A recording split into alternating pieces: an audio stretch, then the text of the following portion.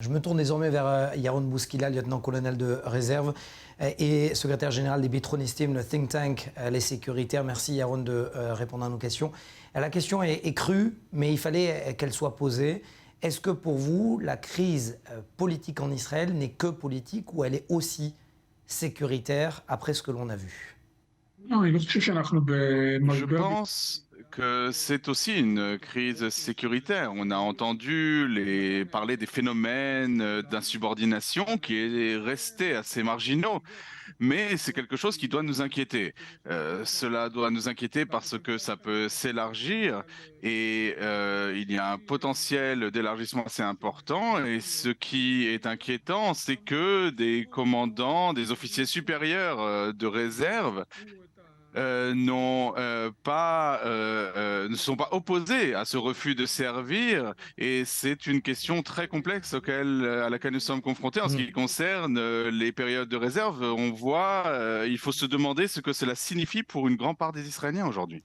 Alors, j'entends dans vos propos que vous dites que ce n'est pas la réforme qui est responsable de l'insubordination, c'est l'insubordination qui a créé une sorte de chaos. La réforme a poussé des gens à refuser de servir dans l'armée parce que ils pensaient que si on mettait en œuvre cette réforme, ce serait la dictature. Bien sûr, ça n'est pas juste, mais il y a une pression publique.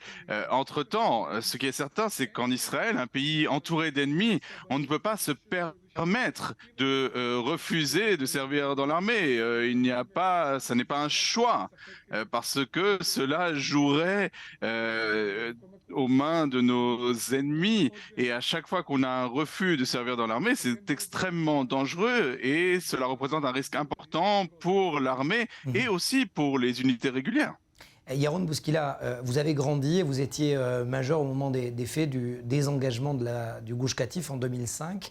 Et à l'époque, on disait justement des officiers qui portaient une kippa qu'ils ne serviraient plus jamais dans l'armée israélienne. Or, cela n'a jamais été le cas. Il n'y a quasiment jamais eu d'insubordination.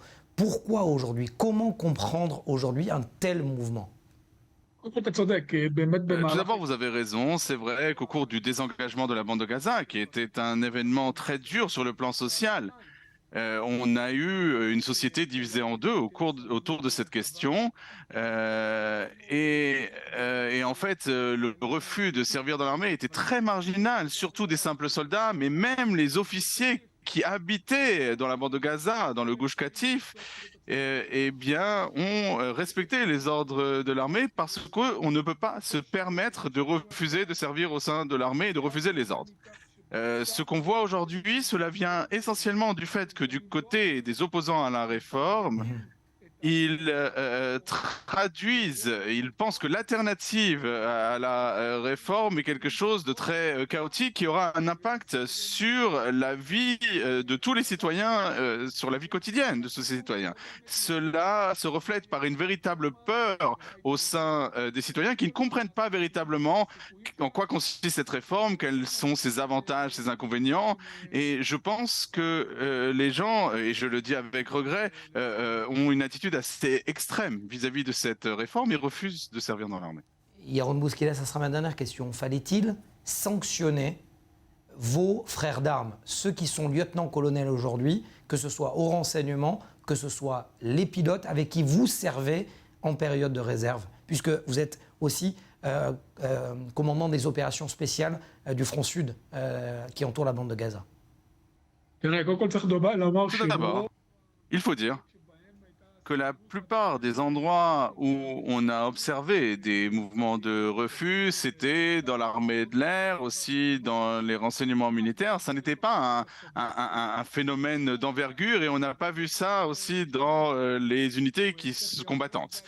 Alors la sanction, bien sûr, c'est quelque chose qu'on peut envisager, mais il faut le faire intelligemment. Dans une grande mesure, le chef d'état-major a eu une réaction assez tardive face à ces refus, et les commandants d'ailleurs de ces unités, je ne pense pas d'ailleurs qu'ils aient été assez fermes.